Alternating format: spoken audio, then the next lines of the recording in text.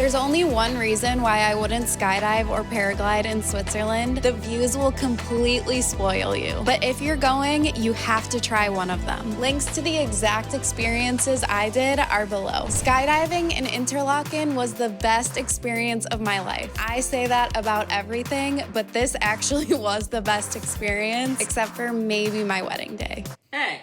There's no other way to get these amazing views of the snow-capped peaks, green flowery meadows, and the clearest turquoise lakes. You're literally free-falling next to the mountains of Eiger, Mönch, and Jungfrau, some of the most iconic mountains in the world. The first time I skydived in Switzerland was in 2019, and I actually planned my entire trip around it. I had no idea what to expect until I saw the videos, and the moment I did, I had to do it. Once you book, the company coordinates pickup from multiple spots around Interlaken. The second I arrived, the instructors made me feel totally at ease. They walked us through all the gear, safety procedures, and body positioning for the best experience. They also told us not to scream, which I definitely didn't do. I was totally calm until we were up right next to the mountains. That's when it hit me. I'm actually about to jump out of this plane. A quick game of rock, paper, scissors decided the jump order. I went second after watching the first guy vanish out the door. That was definitely my moment.